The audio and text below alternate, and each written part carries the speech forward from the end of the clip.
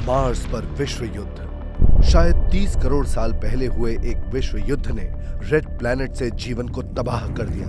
हथियारों ने न सिर्फ सभ्यता को खत्म किया बल्कि मार्स के बायोस्फीयर को भी इस तरह बिगाड़ दिया कि वो कभी ठीक ना हो सके। एल रॉन हबर्ड मेरी गर्लफ्रेंड के साथ भाग गया, ये कहा था नासा के रॉकेट प्रोग्राम से जुड़े एक साइंटिस्ट ने। वो एक जीनियस थे। उन्होंने जिन चीजों को इन्वेंट किया उन्हीं से अमेरिका स्पेस रेस में शामिल हो सका। और स्पेस से सिग्नल मिला। कुछ साइंटिस्ट सोचते हैं कि सिग्नल एक विशाल स्पेसशिप से आया था। हो सकता है ये रेडियो बर्स्ट किसी एलियन प्रपल्शन सिस्टम से आ रहे हों।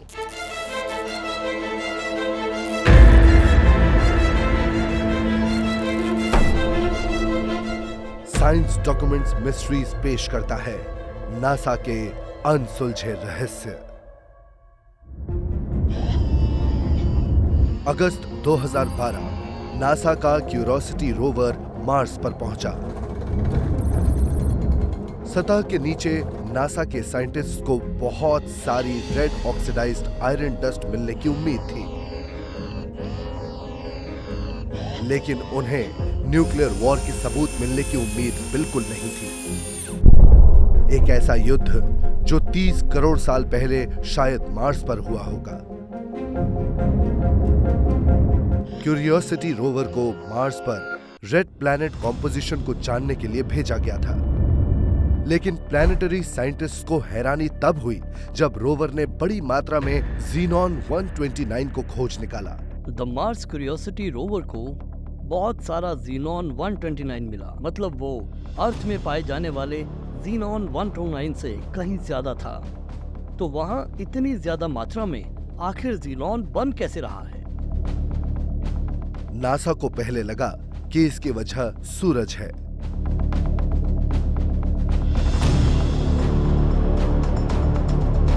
मार्स के ज्यादातर एटमॉस्फेयर को ये एटम्स सोलर विंड से मिलते हैं, मतलब वो चीजें जो सूरज से निकल रही।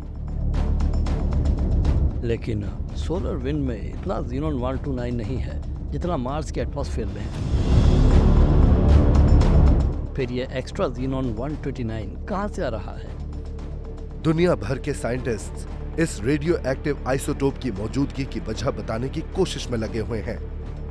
उनमें फॉर्मर नासा फिजिसिस्ट और क्लेमेंटाइन मून मिशन के deputy manager doctor John Brandenburg भी हैं। ब्रैंडनबर्ग एक चीज को लेकर बहुत हैरान है, क्योंकि ज़ीनॉन 129 न्यूक्लियर वेपन एक्सप्लोजन का बाय प्रोडक्ट है। मैंने इसे कई न्यूक्लियर वेपन एक्सपर्ट्स को दिखाया है और उन्होंने माना है कि ये न्यूक्लियर वेपन्स के ही सबूत हैं। ऐसा और कोई दूसरा प्रोसेस नहीं है जो इस तरह की ज़ीनॉन स्पेक्ट्रम को क्रिएट कर सके। अर्थ पर 70 साल से भी ज्यादा समय तक एटॉमिक बॉम्ब टेस्ट किए गए और हर बार ज़ीनॉन 129 के निशान छोड़े गए, लेकिन फिर भी मार्स पर ज़ीनॉन 129 की रीडिंग अर्थ के मुकाबले 2.5 गुना ज्यादा है। मार्स पर कुछ खास एलिमेंट्स की उपस्थिति ये बताती है कि उसके प्लैनेट हिस्ट्री में किसी एक समय पर न्यूक्लियर एक्सप्लोजन्स या कई एक्सप्लोजन्स हुए थे। ब्रैंडनबर्ग ने मार्स के नॉर्दर्न हेमिस्फीयर में 2 न्यूक्लियर हॉटस्पॉट देखे, जहां का रेडिएशन लेवल प्लैनेट की दूसरी किसी भी जगह के लेवल से ज्यादा था, और यह भी पता लगा कि न्यूक्लियर ब्लास्ट शायद सरफेस के ऊपर हवा में हुए थे। इंटरेस्टिंग बात यह है कि हमें क्या नहीं मिला, दोनों साइड्स पर कोई क्रेटर नहीं है। इससे पता चलता है कि एक्सप्लोजन्स हवा में ही हुए। रेडियो एक्टिव हॉटस्पॉट के साइंस पर गौर करने के बाद ब्रैंडनबर्ग एक गंभीर नतीजे पर पहुंचे। हम एम्पायर स्टेट बिल्डिंग के साइज के न्यूक्लियर वेपन्स की बात कर रहे हैं, जिन्हें स्पेस से लाकर सरफेस से कुछ किलोमीटर ऊपर एक्सप्लोड किया गया।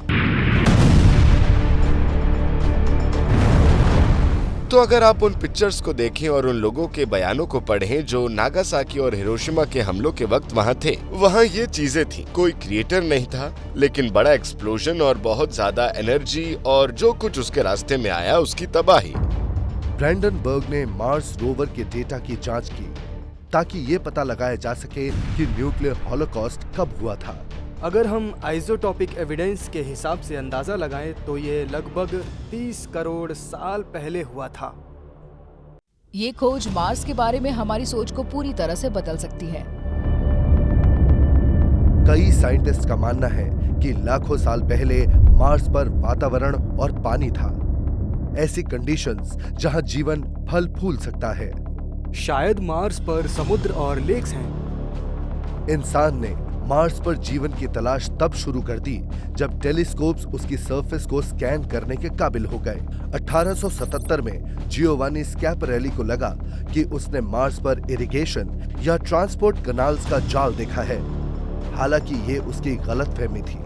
1976 में वाइकिंग प्रोब ने लो रेजोल्यूशन फोटोज भेजे जिसमें पिरामिड और एक और विशाल स्फिंक्स जैसा चेहरा दिखाई दिया। ये अंदाजा भी एक गलत साबित हुआ, लेकिन 1916 में मार्स रिकॉनेसेंस ऑर्बिटर ने हाई क्वालिटी इमेजेस भेजी, जिसे कुछ लोगों ने ब्रॉन्ज एज स्टाइल की वॉल्ड सिटीज के खंडहर समझा। ऑब्वियसली उस वक्त की सभ्यता के पास खुद को न्यूक्लियर वेपन से तबाह करने की काबिलियत नहीं हो सकती थी, जिसका मतलब है कि किसी तरह किसी दूसरी खतरनाक एलियन रेस में दखल दिया होगा। जरा सोचिए कि अगर सच में मार्स पर कोई रहता था तो उन्होंने क्या अनुभव किया होगा। अचानक लाइट चमकने से गर्मी बहुत बढ़ गई, हर तरफ तबाही का मंजर देखने को मिला और जो कुछ भी उनके पास था वो एक सेकंड में नष्ट हो गया। प्लेनेट मार्स सचमुच नर्क से गुजरा होगा। हथियारों ने न सिर्फ सभ्यता को खत्म किया बल्कि मार्स के बायोस्फीयर को भी इस तरह बर्बाद किया कि वो कभी पहले जैसे ना बन सके। इस बात पर यकीन करना मुश्किल है कि मार्स की सभ्यता ऐसे खत्म हुई होगी। इसीलिए साइंटिस्ट ने मार्स पर ज़ीनॉन 129 की मौजूदगी की दूसरी वजहों की तलाश की, क्योंकि प्रकृति में खुद ब खुद न्यूक्लियर एक्टिविटी का होना मुमकिन हो सकता है। अफ्रीका में गैबोन नाम का एक देश है जहां यूरेनियम डिपॉजिट की खोज की गई है। हमें वहां ऐसे सस्टेन न्यूक्लियर रिएक्शन के सबूत मिले जैसे कि हमारे फ्यूजन रिएक्टर्स काम करते हैं। कुछ खास कंडीशंस में यूरेनियम डिपॉजिट से बहने वाला पानी फिशन की वजह बन सकता है। एटम बॉम्ब के अंदर भी इसी प्रक्रिया का इस्तेमाल किया जाता है। लेकिन इस घटना को घटे 170 करोड़ साल हो गए हैं। उस समय इंसान की बात तो छोड़ो, पृथ्वी पर मल्टी सेलुलर लाइफ भी नहीं थी। प्रकृति ने दिखाया है कि वो अपने न्यूक्लियर रिएक्टर्स खुद बना सकती है। सवाल ये है कि क्या ऐसी कोई घटना सचमुच खुद ब खुद मार्स पर घट सकती है? लेकिन farmer NASA physicist doctor John Brandenburg का कहना है कि मार्स पर मिला मटेरियल किसी नेचुरल न्यूक्लियर रिएक्टर से नहीं बनाया जा सकता। अगर नेचुरल न्यूक्लियर रिएक्टर्स मार्स पर अनस्टेबल हो गया होता तो ना सिर्फ वो गलत जॉन स्पेक्ट्रम प्रोड्यूस करता बल्कि उससे दो बड़े क्रिएटर्स भी बन जाते। लेकिन वहाँ कोई गड्ढा नहीं है, जमीन बिल्कुल स्मूथ है। ब्रैंडनबर्ग का मानना है कि सबूत एक ही तरफ इशारा करते हैं। 30 करोड़ साल पहले यूनिवर्स की एक न्यूक्लियर वॉर में मार्स का जीवन नष्ट हो गया था। अब हमें पता चला है कि यूनिवर्स में इंसान ही सबसे बुरी प्रजाति नहीं है। हम नेचर में अलग नहीं हैं, हम यूनिवर्स के ताने बाने का हिस्सा हैं और यूनिवर्स में हर कोई दोस्त नहीं है। अगर ऐसा हुआ था और मार्स पर एलियंस ने हमला किया था तो ऐसा तब हुआ था जब पृथ्वी पर कोई इंटेलिजेंट लाइफ नहीं थी, इसलिए उन्होंने हम पर ध्यान नहीं दिया होगा। लेकिन सवाल ये है कि हम यहाँ हैं तो क्या वो वापस आ सकते हैं?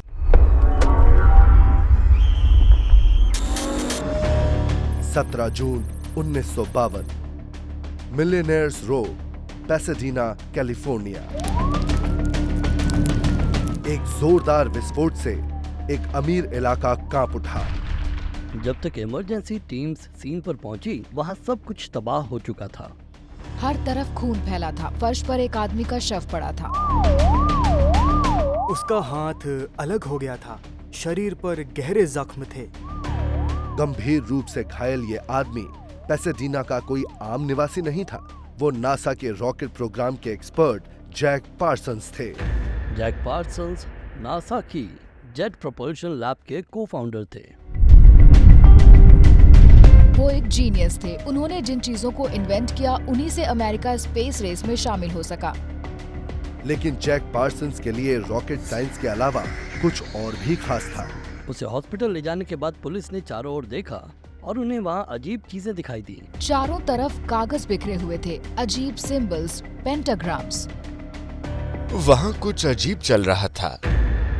जैक पार्सन्स सिर्फ साइंस में विश्वास नहीं रखते थे, वो ब्लैक मैजिक में भी विश्वास करते थे। आपके पास वो आदमी है जो दिन में रॉकेट साइंस से जुड़ा कमाल का काम करता है।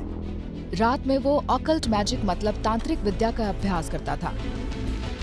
तो आपको ये अपने आप से पूछना होगा कि क्या ये दुर्घटना थी, क्या ये आत्महत्या थी, या तांत्रिक रस्मों ने काम किया। कुछ का मानना है ये उन्होंने किया। Rocket science genius Jack Parsons, जिसने नासा को स्पेस में पहुंचाया, शायद वो एक ब्लैक मैजिक के रस्म के गलत हो जाने की वजह से मारे गए। इन्वेस्टिगेटर ने पाया कि 1935 में कैलटेक में स्टूडेंट होते हुए, मतलब अपने करियर की शुरुआत में भी पार्सन्स हमेशा खतरे से जूझते रहे। उसके ग्रुप को सुसाइड स्क्वाड कहा जाता था। उन्हें कैंपस के बाहरी इलाके में भगा दिया गया क्योंकि वो जो कर रहे थे वो बहुत खतरनाक था। वो ऑरोरा कैनियन में जाते थे, छोटी पहाड़ियों और सैंडबैग्स में छुप जाते थे। वो रॉकेट मोटर को 10-20 फुट दूर से फायर करते थे। वो लिक्विड रॉकेट मोटर और सॉलिड रॉकेट मोटर थी और हर कोई हमेशा अपने आप को जोखिम में डालता था। वक्त के साथ साथ पार्सन्स के solid fuel rockets, Minuteman missile, Titan rocket और आखिर में स्पेस शटल बूस्टर के आधार बने। पार्सन्स की सफलता ने नासा की मशहूर जेट प्रपल्शन लेबोरेटरी की नींव रखी और वो एक अमीर आदमी बन गए। लेकिन स्पेस में पहुंचने के लिए रॉकेट्स बनाना पार्सन्स की इकलौती चाहत नहीं थी। वो क्वांटम मैकेनिक्स की रहस्यमयी नई साइंस से हैरान थे और उसे पैरानॉर्मल से जोड़कर देखते थे। क्वांटम थ्योरी पुरानी न्यूटोनियन थ्योरीज को एक अलग तरह से इनएक्यूरेट साबित करती है और ये पार्सन्स को पसंद आई। क्वांटम थ्योरी प्योर साइंस है, लेकिन कुछ लोग इसमें जादुई गुण देखते हैं। पार्टिकल का एक ही समय में इधर या उधर होना जरूरी नहीं है। वो एक ही समय में यहाँ और वहाँ दोनों जगह हो सकते हैं। पार्टिकल्स एक ही समय में कई स्टेट्स में भी हो सकते हैं। क्वांटम थ्योरी हमें कई डायमेंशंस के बारे में बताती है और क्वांटम थ्योरी ये भी कहती है कि पार्टिकल्स एक दूसरे पर बड़ी दूर से असर डाल सकते हैं। ये समझना मुश्किल नहीं है कि पहली बार क्वांटम फिजिक्स को पढ़ने वाले लोग उसे जादू से क्यों जोड़ देते हैं। 1941 में पार्सन्स ओडो टेम्पली ओरिएंटस नाम की एक सीक्रेट सोसाइटी में शामिल हो गए, मतलब जादू टोना करने वाले लोग। पार्सन सिर्फ देखने के लिए नहीं गए, वो तंत्र मंत्र की गहराई में उतर गए। अपने तांत्रिक जादू से वो खासकर आत्मा बुलाने के रिचुअल में दिलचस्पी लेते थे। वो दूसरे यूनिवर्स से आत्मा बुलाना चाहते थे क्योंकि उन्हें लगता था कि वो क्वांटम स्पेस में मौजूद है। पार्सन्स के तांत्रिक जुनून ने तब दानवी मोड़ ले लिया जब वो मशहूर सेटनिस्ट एलिस्टर क्रोली के नीचे स्टडी करने लगे। जल्द ही इस करिश्माई डेविल वर्शिपर की शिक्षा पार्सन्स की स्पेस फ्लाइट के काम में घुस गई। पार्सन्स न सिर्फ क्राउली को जानते थे बल्कि वो रॉकेट टेस्ट से पहले उसके बताए रिचुअल्स करते थे। क्राउली ने दावा किया कि उसके रिचुअल्स ने उसका लैम्प से कांटेक्ट करवाया और अब उसके followers space travelling alien life forms के लिए लैम्प के साथ कनेक्ट करते हैं। पार्सन्स के लिए रॉकेट साइंस और अकल्ट का आइडिया अलग नहीं था। उन्हें लगता था कि वो एक दूसरे को पूरा करते हैं। वो मानते थे कि वो दोनों मिलकर हमारे दिमाग को उस तरफ मोड़ रहे हैं ताकि हम यूनिवर्स के फंडामेंटल प्रोसेसेस को अच्छी तरह से समझ सकें।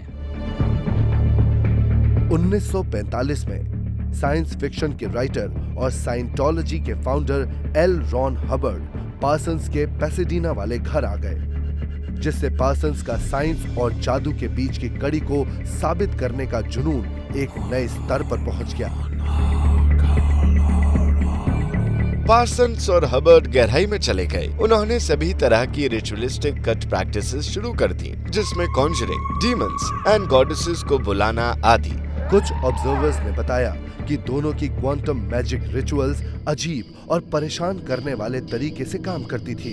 एक बार मेहमान ने दावा किया कि पार्सन्स ने बैंशी को बुलाया, जिसने खिड़कियों को तोड़ दिया, जिससे वो अपनी पूरी जिंदगी में परेशान रहे।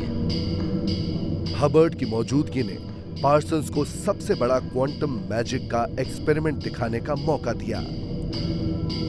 पार्सन्स और हबर्ड के बीच का रिश्ता एक शानदार तरीके से सामने आने वाला था। जैसे उनके रिश्ते गहरे हुए, हबर्ड ने पार्सन्स को $20,000 देने के लिए राजी कर लिया। ये बहुत ज्यादा पैसा था। हबर्ड पार्सन्स की गर्लफ्रेंड और उनके पैसे के साथ यॉट में बैठकर भाग गया। बदला लेने के पागलपन में पार्सन्स ने काला जादू और क्वांटम फिजिक्स कॉकटेल को टेस्ट करने का फैसला किया। पार्सन्स के पास क्या रास्ता था? वो यॉट को जबरदस्ती वापस किनारे पर लाएंगे।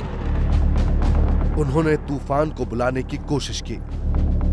पार्सन्स क्वांटम थ्योरी और काले जादू के बीच की कड़ी को खोज पाए या नहीं, ये कोई नहीं जानता, लेकिन मौसम बदलना शुरू हो गया। सचमुच एक तूफान आया और यॉट को हार्बर में वापस आना पड़ा। लेकिन ये परेशान करने वाले एक्सपेरिमेंट्स यूएस गवर्नमेंट को पसंद नहीं आए। रॉकेट साइंटिस्ट के रूप में ये उनके करियर के लिए अच्छा नहीं था। उन्हें मिलिट्री इंडस्ट्रियल कॉम्प्लेक्स में भी नापसंद किया जाने लगा। उनकी नौकरी चली गई। अब वो क्या करेंगे? उन्होंने मोशन पिक्चर इंडस्ट्री के लिए पायरोटेक्निक्स बनाने का फैसला किया। और ये घटनाएं उनकी जिंदगी को एक अलग रास्ते पर ले गई। वो रॉकेट हीरो से हॉलीवुड के लिए पायरोटेक्निक्स बनाने में लग गए थे और तभी ये एक्सप्लोजन हुआ था। रॉकेट जीनियस जैक पार्सन्स अपने पैसेडीना के घर में एक विस्फोट में मारे गए। उनका शरीर काले जादू के अजीब साजो सामान से घिरा हुआ था। पुलिस को पता चलता है कि यहाँ विस्फोट हुआ था। शरीर तहस नहस था।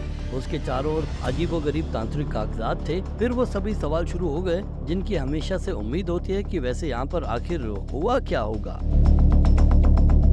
पुलिस ने जांच के नतीजे में कहा कि पार्सन्स की मौत एक दुर्घटना के कारण हुई है। शायद पायरोटेक्निक्स बनाने वाले केमिकल्स के साथ बरती गई लापरवाही इसकी वजह थी। लेकिन एक इंडिपेंडेंट इन्वेस्टिगेटर ने पाया कि एक्सप्लोजन फ्लो बोर्ड के नीचे हुआ था, न कि उस लैब में जहां पार्सन्स काम कर रहे थे। इससे शक और बढ़ गया कि पार्सन्स अपनी मौत के वक्त किस परेशान करने वाले काम में शामिल थे। क्या पार्सन्स क्वांटम थ्योरी का इस्तेमाल करके पैसेडीना में ऑकल्ट मैजिक करना चाहते थे?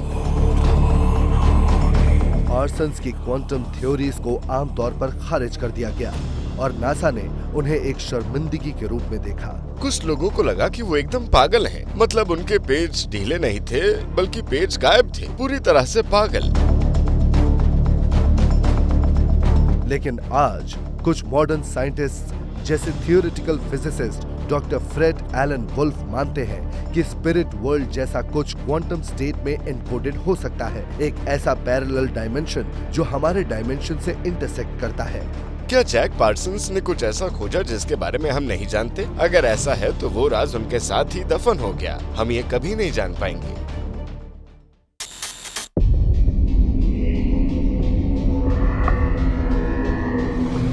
दुनिया भर में रेडियो टेलीस्कोप्स यूनिवर्स के रहस्यों को जानने और हमारे प्लेनेट के लिए खतरों का पता लगाने के लिए आसमान की ओर देखते हैं। सितंबर 2007 में साइंटिस्ट्स ने कुछ बड़ा खोजा जो उन्हें किसी एलियन इंटेलिजेंस का काम लगा। 5 मिलीसेकंड्स के लिए इस टेलीस्कोप ने एक सिग्नल पिक किया जो सूरज से 50 करोड़ गुना ज्यादा ताकतवर था। हम वहाँ जो देख रहे हैं वो रेडियो वेव्स के रूप में एनर्जी का बेहद शक्तिशाली फ्लो है, जो हमारी समझ के हिसाब से किसी भी प्रोसेस से काफी अलग था। ये घटना बहुत अजीब थी। क्या ये इंटरफेस था या शायद कोई लंच के समय अपना टिफिन माइक्रोवेव कर रहा था? लेकिन ये घटनाएं बार बार होती रही, एक बार फिर एक बार, और आखिरकार ये सबूत मिले कि ये वेव्स डीप स्पेस से आ रही थी। साइंटिस्ट्स ने पूरे यूनिवर्स में फैली अनजान लोकेशन से आने वाली 60 से भी ज्यादा बेहद पावरफुल एनर्जी बर्स्ट्स को रिकॉर्ड किया है। उन्हें फास्ट रेडियो बर्स्ट या FRB के तौर पर जाना जाता है और कुछ को तो अननेचुरल रिदम दोहराते हुए भी देखा गया है।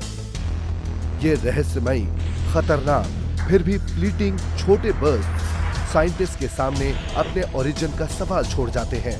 ये यूनिवर्स के सबसे शक्तिशाली ऑब्जेक्ट्स में से कुछ हैं और हम नहीं जानते कि क्या हो रहा है। सवाल ये है कि क्या ये कोई नेचुरल प्रोसेस है जिसका हमने पहले सामना नहीं किया, या ऐसा कुछ जानबूझकर किया जा रहा है उस सभ्यता द्वारा जो हमसे बहुत विकसित है। कुछ एस्ट्रोफिजिसिस्ट का मानना है कि FRBs एलियंस द्वारा विशाल स्टार सेल्स स्पेसक्राफ्ट लॉन्च करने के सबूत हो सकते हैं।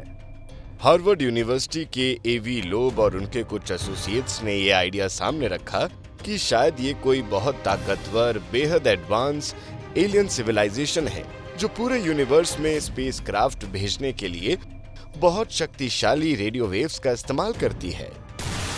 रेडियो वेव्स स्टार सेल्स से टकराती हैं और स्पेसक्राफ्ट की स्पीड बढ़ाती है, जैसे हवा समुद्र में सेल बोट को आगे बढ़ाती है। अगर हमारे पास एक बहुत बड़ा शिप हो जो बहुत हल्का भी हो तो उसकी स्पीड इतनी बढ़ाई जा सकती है कि लाइट की स्पीड एक फ्रैक्शन तक पहुंच सके, जिसके लिए हमें धरती पर से उसे जबरदस्त स्पीड से फेंकना होगा, जिसमें काफी फ्यूल लगेगा, जिसकी यहाँ कोई कमी नहीं है। तो आप एक प्लेनेट के साइज को ट्रांसमीटर बनाने की बात कर रहे हैं जो चलता है उस पावर सोर्स पर जिसका साइज एक पूरे प्लेनेट के बराबर है। इमेजिन कीजिए कि शायद ऐसी एलियन सभ्यताएं हैं जो इस तरह की जनरेट कर सकती हैं और उनके पास ऐसी इंजीनियरिंग है जिससे चमत्कार किया जा सकता है।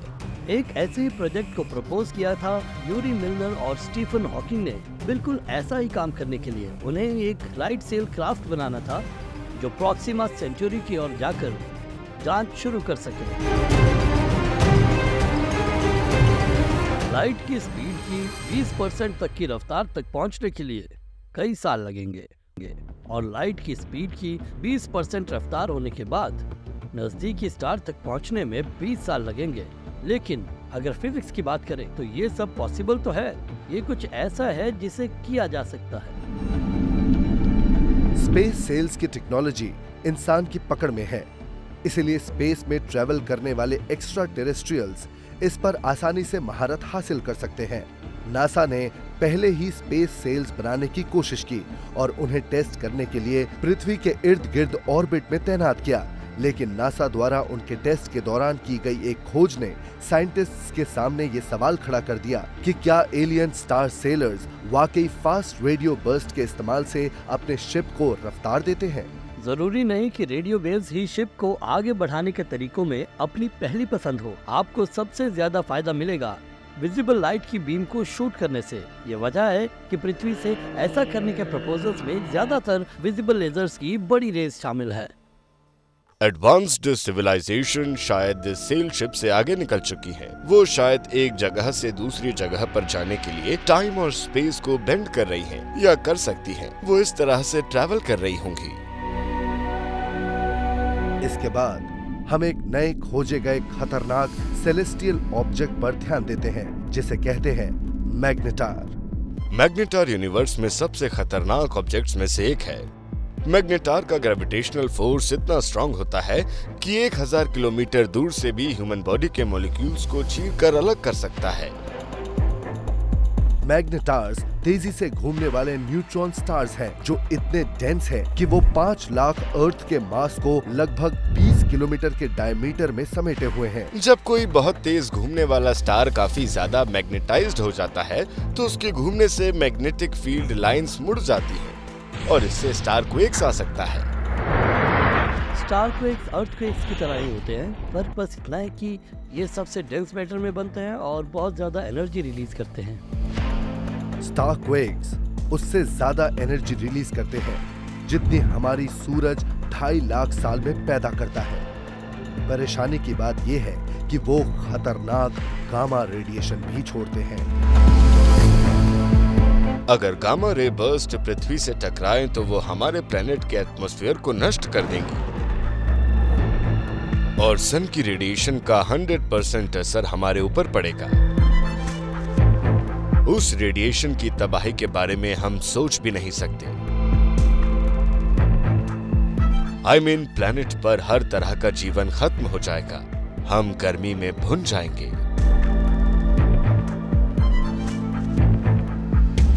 अगर मैग्नेटर्स इसके जिम्मेदार हैं, तो भी फास्ट रेडियो बर्स्ट पृथ्वी पर जीवन को जोखिम में नहीं डाल सकते, क्योंकि वो बहुत दूर है। लेकिन वो यूनिवर्स को हमारी सोच से कहीं ज्यादा खतरनाक जगह के रूप में दिखाती है। अभी तक फास्ट रेडियो बर्स्ट का सच हमारी पहुंच से बाहर है। शायद एक दिन एलियन सेल शिप हमारे सामने आ जाए। तब तक साइंटिस्ट को सुराग ढूंढने के लिए आसमान को स्कैन करते रहना चाहिए। हमारे पास कुछ अच्छी थ्योरीज है, लेकिन वो क्या है हम नहीं जानते। हम इस सच को बिल्कुल नहीं जानते कि फास्ट रेडियो बर्स्ट किस वजह से हो रहे हैं। इंसान को लगता है कि पृथ्वी ठोस, स्थिर और शांत है, लेकिन ये उसकी गलतफहमी है। पृथ्वी स्पेस में घूम रहे एक लट्टू की तरह है। हम सूरज के इर्द गिर्द 1 लाख किलोमीटर प्रति घंटे की रफ्तार से घूम रहे हैं और अपने एक्सिस पर 1600 किलोमीटर प्रति घंटे की रफ्तार से भी घूम रहे हैं। पृथ्वी स्पेस में घूमने के साथ साथ नॉर्थ और साउथ पोल के जरिए चलने वाले एक्सिस पर भी घूमती है। लेकिन सन 2000 में नासा के साइंटिस्ट्स को एक बहुत ही परेशान करने वाली बात का पता चला। हमारे प्लेनेट का रोटेशनल एक्सिस बदल रहा है। पृथ्वी के रोटेशनल एक्सिस आमतौर पर हर साल वेस्ट डायरेक्शन की तरफ बढ़ रही थी, लेकिन अचानक सन 2000 में साइंटिस्ट्स ने ये देखा कि नॉर्थ पोल ईस्ट की तरफ शिफ्ट होने लगा। पता नहीं कैसे। साइंटिस्ट्स को पता था कि पोल वेस्ट की तरफ मूव कर रहा है और उन्होंने भविष्यवाणी की कि ऐसा ही होता रहेगा, लेकिन अब इसने दिशा बदल ली है। ये एक बहुत बड़ी खोज थी। इससे भी बुरी बात ये थी कि पोल पहले के मुकाबले दोगुनी तेजी से मूव कर रहा है और लगता है कि तेजी लगातार बढ़ती जा रही है।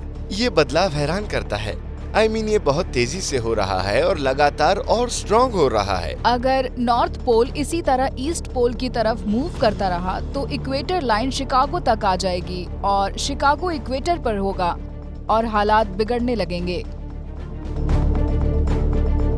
पृथ्वी के घूमने वाले एक्सिस की लगातार बदल रही पोजीशन दुनिया के मौसम को पूरी तरह से बदल सकती है। यूनाइटेड स्टेट्स ऑफ अमेरिका एक बड़े और गर्म रेगिस्तान का रूप ले सकता है। लगातार बढ़ता हुआ टेम्परेचर विशाल मिसिसिपी नदी को सुखा कर रख सकता है। भयंकर सूखे की वजह से वर्जीनिया के हरे भरे खेत बंजर जमीन में बदल सकते हैं और हो सकता है कि इस देश के हरे भरे जंगल जलकर राख हो जाएंगे। मान लीजिए कि आप लॉस एंजलिस में रह रहे हैं। गर्मी लगातार बढ़ती जा रही है। पानी को भाप बनकर उड़ने से बचाने का कोई तरीका नहीं होगा। तब हमारे पास बेहद गर्म बंजर जमीन के अलावा कुछ नहीं बचेगा।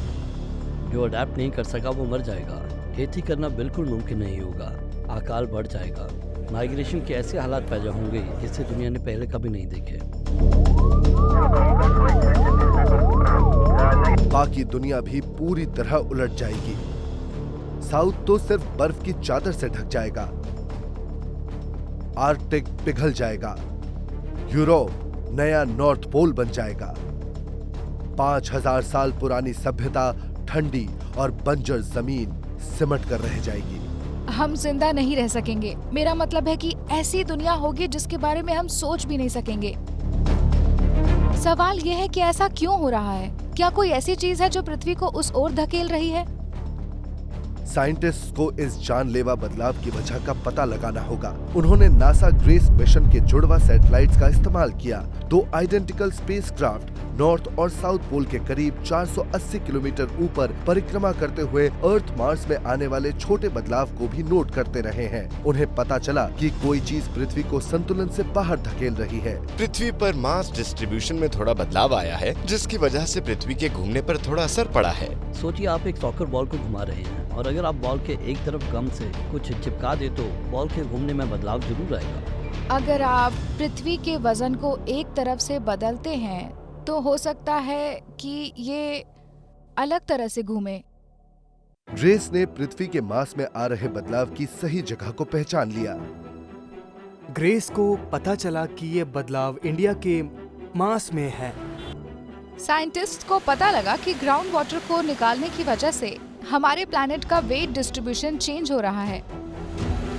इंसान ने खेती के लिए बहुत सारा पानी बाहर निकाला है और इसी वजह से हमारे प्लेनेट का मास लगातार बदल रहा है। ये बात बताना जरूरी है कि इंसान के काम पूरे प्लेनेट के मास की डिस्ट्रीब्यूशन को बदलने के लिए काफी है। एक्चुअली उन्हीं की वजह से स्पिन और पोल्स पर असर पड़ता है। लगभग 1 अरब और 40 करोड़ लोगों का देश भारत जल्द ही पृथ्वी पर सबसे ज्यादा आबादी वाला देश बनने वाला है। भारत में पानी की मांग इतनी ज्यादा है कि इसके 1 करोड़ 20 लाख वाटर पंप्स हर 2 साल में ईरी झील के बराबर के पानी को बाहर निकालते हैं, जिसे कुदरत उतनी जल्दी भर नहीं सकती।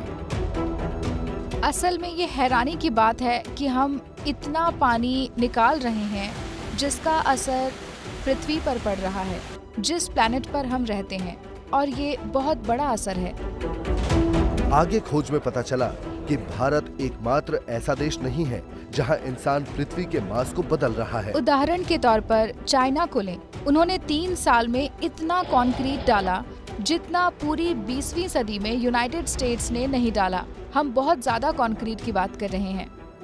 हम पृथ्वी के वजन के मुकाबले बहुत छोटे बदलावों की बात कर रहे हैं, पर छोटे बदलावों का असर बड़ा हो सकता है। पूरे चीन में गवर्नमेंट तेजी से ऐसे कंस्ट्रक्शन प्रोजेक्ट्स बनाने की इजाजत दे रही है जैसे दुनिया में कभी नहीं देखे गए। उन मेगा स्ट्रक्चर्स के लिए रास्ता बनाने के लिए चीनी परिवारों और उनके घरों को बर्बाद किया जाता है, लेकिन इसका बड़ा असर पूरी दुनिया पर पड़ रहा है क्योंकि कंक्रीट का वजन अर्थ के मास को रीडिस्ट्रीब्यूट करता है। हमें लगता है कि हम पृथ्वी पर बस चींटियों की तरह हैं। इन छोटी चीज़ों का असर किसी पर नहीं पड़ता। हाँ, हम ये सोचते हैं, लेकिन हमारे काम का प्रभाव पृथ्वी पर पड़ रहा है। जब साइंटिस्ट ने बदलावों पर और गौर किया तो उन्हें एहसास हुआ कि एशिया में कंक्रीट और पानी के इस्तेमाल की वजह से मास में आए हुए ये बदलाव दुनिया की सबसे खराब जगहों पर हो रहे हैं। अब होने वाले बदलाव हमारी पृथ्वी के मैस के मुकाबले बहुत छोटे हैं, लेकिन वो जहां हो रहे हैं उसके कारण हमारे प्लैनेट पर कई प्रभाव पड़ सकते हैं। अर्थ के स्पिन एक्सिस का सबसे सेंसिटिव हिस्सा होगा लगभग 45 डिग्री तक बदलाव, वो है स्वीट स्पॉट। ये एक परेशानी है क्योंकि हम में से ज्यादातर लोग उन जगहों पर रहते हैं। पोल्स के पास ज्यादा लोग नहीं रहते। हम आबादी वाले इलाकों में ग्राउंड वाटर की वजह से मास गंवाते रहेंगे और 45 डिग्रीज हमें नीचे इक्वेटर तक ले जाएगी। पृथ्वी का मास और भी तेजी से बदलने की संभावना है और इसके साथ प्लैनेट और तेजी से घूमेगा, जिससे अमेरिका में बंजर जमीन हमें हमारी उम्मीद से पहले भी दिख सकती है। ऐसा होने की संभावना जरूर है, फिर कुछ भी पहले जैसा नहीं रहेगा। साइंटिस्ट के पास प्लैनेट के रोटेशनल एक्सिस को वापस पटरी पर लाने का तरीका खोजने के लिए बहुत कम समय है। अगर हम इसे ठीक करना चाहते हैं तो हमें सख्ती से काम करना होगा। या तो हम शहरों का पुनर्निर्माण करें और इस पानी को फिर से भर दें जिसे हमने खत्म किया है, या फिर ज्यादा बड़ा काम करें। हम बदलावों को काउंटर बैलेंस करने के लिए साउथ अमेरिका में कई शहर बनाएं। शायद अगले 30 साल में 2 करोड़ लोगों को चिली भेजने की जरूरत पड़े। नए साउथ अमेरिकन शहरों के साथ साथ इंसान को पृथ्वी का मास रीडिस्ट्रीब्यूट करने के लिए सचमुच पहाड़ों की जगह भी बदलनी पड़ेगी।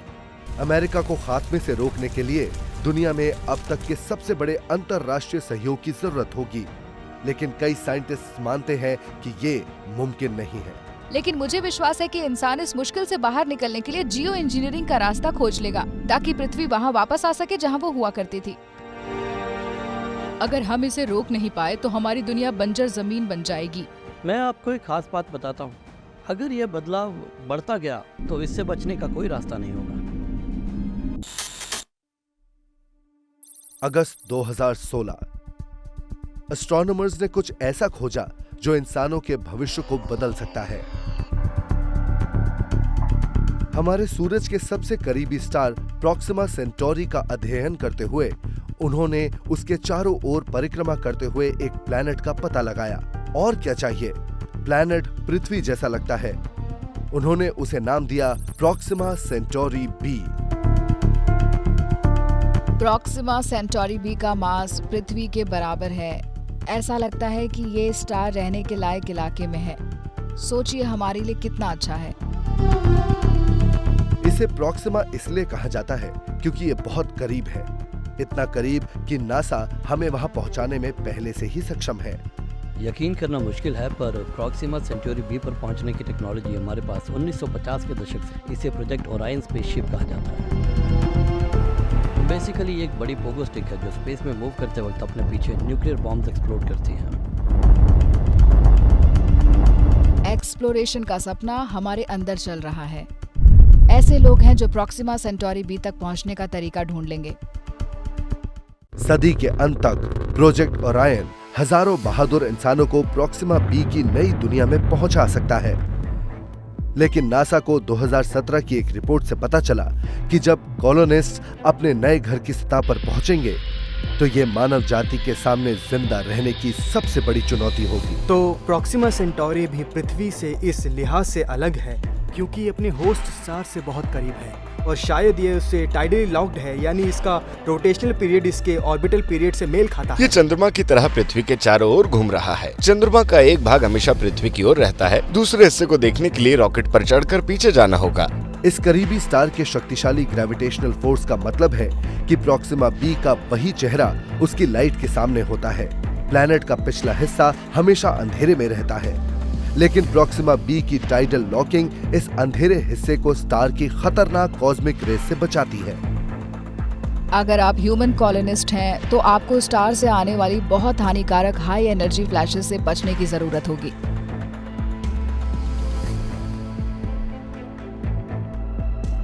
स्टार के रेडिएशन से सुरक्षित होने की वजह से कॉलोनिस्ट को खुश होना चाहिए, लेकिन परेशानी ये है कि स्टार की नाइट साइड में भी सन की गर्मी नहीं पहुंचती। इससे पता चलता है कि नाइट साइड का टेम्परेचर पानी के फ्रीजिंग पॉइंट से कम है, वहाँ इलाका बर्फ से ढका हुआ है। इसलिए अगर आप प्लैनेट के डे साइड पर हुए तो आप शायद रेडिएशन से मर जाएंगे। अगर आप नाइट साइड की तरफ हैं तो आप शायद बेहद ठंड से मर जाएंगे। लेकिन नासा का मानना है कि प्लैनेट का एक हिस्सा ऐसा है जहां कॉलोनिस्ट जिंदा रह सकते हैं। नासा की स्टडी में देखा गया है कि अर्थ जैसा प्रॉक्सिमा रहने के काबिल हो सकता है, लेकिन ये खबर अच्छी नहीं है। तो प्रॉक्सिमा सेंटोरी भी एक रहने लायक प्लैनेट हो सकता है, लेकिन ये शायद रहने के लिए खतरनाक जगह भी है, कम से कम हमारे लिए। कॉलोनिस्ट के लिए सबसे बड़ा जोखिम उनके नए सन से है। प्रॉक्सिमा सेंटोरी एक रेड डॉर्फ है और ये इसे खतरनाक बनाता है। प्रॉक्सिमा सेंटोरी सन के मुकाबले बहुत छोटा और बहुत ठंडा है। इसके आसपास के प्लैनेट को रहने के काबिल होने के लिए स्टार के बहुत करीब रहने की जरूरत है। पृथ्वी से सूरज के मुकाबले में ये अपने होस्ट स्टार के लगभग 20 गुना करीब है। लेकिन उसका मतलब ये भी है कि ये 2000 टन अधिक सोलर विंड, कॉस्मिक रेंज और अल्ट्रा वायलेट रेज को झेलता है। अगर हम इसका मुकाबला अपने सन और पृथ्वी से करें।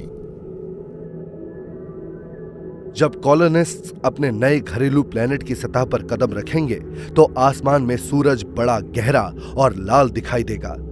नजारा शानदार होगा, लेकिन इसका मतलब है कि प्लैनेट को बड़ी सोलर विंड से खतरा है। उस चिलचिलाती धूप से लोगों को बचना होगा। जब कॉलोनिस्ट प्रॉक्सिमा बी पर पहुंचेंगे तो उन्हें रेडिएशन से बचने का तरीका ढूंढना होगा, और उसके लिए सबसे अच्छी जगह है अंडरग्राउंड। शायद हम सतह के नीचे शहरों को बनाने में कामयाब होंगे। कॉलोनिस्ट्स को बड़े पैमाने पर अंडरग्राउंड सिविलाइजेशन का निर्माण करना होगा। पृथ्वी पर हमारे दिमाग और हमारे शरीर को उस एनवायरनमेंट द्वारा आकार दिया गया है जिसके साथ हम इवॉल्व हुए हैं, जिसमें जमीन, समंदर और एटमॉस्फेयर के केमिकल कंटेंट शामिल हैं। साइंटिस्ट का मानना है कि प्रॉक्सिमा बी पर मिलने वाला एलियन एनवायरनमेंट इंसानों को कुछ अलग तरह से बदल सकता है। सदी के अंत तक ह्यूमन कॉलोनिस्ट प्रॉक्सिमा बी तक पहुंच सकते हैं, लेकिन सरफेस के तेज रेडिएशन से बचने के लिए उन्हें अंडरग्राउंड बसना होगा। साइंटिस्ट्स का मानना है कि उन मुश्किल हालात में कॉलोनिस्ट्स लंबे समय तक इंसान नहीं रह सकते। तो एक चीज जिसे डार्विन ने सच माना था वो ये कि एवोल्यूशन आहिस्ता आहिस्ता होती है, और अब हम इसे जानते हैं कि ये सच नहीं है। अगर आप ऐसे कॉलोनिस्ट ग्रुप को जानते हैं जो ह्यूमैनिटी को छोड़कर चला गया, मतलब बाकी ह्यूमैनिटी को वो उनसे अलग तरह से इवॉल्व होगा जो पृथ्वी पर अब भी रह रहे हैं। यहाँ पृथ्वी पर हम जानते हैं कि आबादी कुछ ही पीढ़ियों में इवॉल्व हो सकती है। मतलब कोई भी बदलाव जो आता है उदाहरण के लिए रेडिएशन एक्सपोजर से होने वाली म्यूटेशन उन्हें पृथ्वी पर हमारे यहाँ होने वाले बदलाव के मुकाबले बहुत तेजी से अलग कर देगा। प्लैनेट का मास पृथ्वी के मुकाबले 1.3 गुना ज्यादा है, जिसका असर तुरंत होगा। हम जो देख सकते हैं वो ये है कि लोग हायर ग्रेविटी एनवायरनमेंट के आदी हो जाएंगे। उदाहरण के लिए उनकी बोन्स और मसल्स मजबूत होंगे। जमीन के नीचे रहने की वजह से कॉलोनिस्ट्स पर एवोल्यूशन का ज्यादा असर पड़ सकता है। लाइट से दूर होने से सबसे अधिक संभावना है कि उनका रंग बहुत पीला होगा। टैन होने के लिए छुट्टी की जरूरत नहीं होगी, क्योंकि अब सूरज की किरणों का कोई असर नहीं पड़ेगा। पृथ्वी पर ऐसे जीव जो कम लाइट में रहते हैं, जैसे नॉक्टर्नल बर्ड्स, कहते हैं उनकी आंखें अक्सर बहुत ही बड़ी होती हैं। अगर हम जमीन के नीचे कम रोशनी में रह रहे हैं तो क्या इंसान की आंखें भी बड़ी हो जाएंगी? उन लोगों की आंखें पीली होंगी और बड़ी होंगी, और हो सकता है कि उनके दूसरे सेंसेस अंधेरे वातावरण के अनुकूल हो जाएं। ये असल में कॉलोनिस्ट्स को कठोर बना सकता है और एक ऐसा वातावरण बना सकता है जहां आपको जिंदा रहने के लिए संघर्ष करना पड़े। हालात बहुत मुश्किल होंगे। ये मुश्किल माहौल नेचुरल सिलेक्शन को तेज कर देगा। प्रॉक्सिमा बी के ह्यूमन कॉलोनिस्ट जल्दी एक नई प्रजाति के रूप में विकसित हो सकते हैं, नोवा सेपियंस की तरह। लेकिन इस बीच पृथ्वी पर जो इंसान पीछे रह गए हैं वो अपने एवोल्यूशन से गुजर रहे होंगे। स्टडी से ये पता चलता है कि हमारे जॉ स्ट्रक्चर्स में बदलाव आ रहा है, और ये एक उदाहरण है कि वो छोटे हो रहे हैं। हम ज्यादा प्रोसेस्ड फूड खा रहे हैं, हम अनाज नहीं खा रहे या हड्डियां तोड़कर मैरो नहीं खा रहे, हर दिन स्निकर्स बार्स खा रहे हैं। एक और बदलाव हम अपनी फिजियोलॉजी में देख रहे हैं, और वो ये है कि हमारे सिर छोटे होते जा रहे हैं। हाल ही में कोई हैट खरीदी और हो सकता है कि अब आपको एक्सेल की जरूरत ना हो, क्योंकि अब हमारा दिमाग ज्यादा तेज होते जा रहा है। भविष्य में पृथ्वी पर रहने वाले अपने कुशल दिमाग का इस्तेमाल मॉडर्न टेक्नोलॉजीज के साथ इंटरैक्ट करने के लिए करेंगे। जैसे जैसे हम आगे बढ़ेंगे, हम एक अधिक तकनीकी रूप से उन्नत समाज बनते जाएंगे। जो विशेषताएं हमें उस तकनीक का इस्तेमाल करने में मदद करेंगी वो बेहद बेशकीमती होंगी, और जो विशेषताएं हमें चट्टानों को उठाने के बारे में या शिकार करने के बारे में सिखाती हैं वो कम हो जाएंगी। प्रॉक्सिमा बी पर नोवा सेपियंस अपने प्लेनेट से मिलने वाली चुनौतियों को झेलकर मजबूत हो गए हैं। स्पेस में पृथ्वी की तस्वीरें उन्हें एक झलक देते हुए ये बताती हैं कि उनके पूर्वज पीछे क्या छोड़ गए। निश्चित रूप से प्रॉक्सिमा बी पर ऐसे कॉलोनिस्ट भी होंगे जो पृथ्वी की घास के बारे में सोचते होंगे।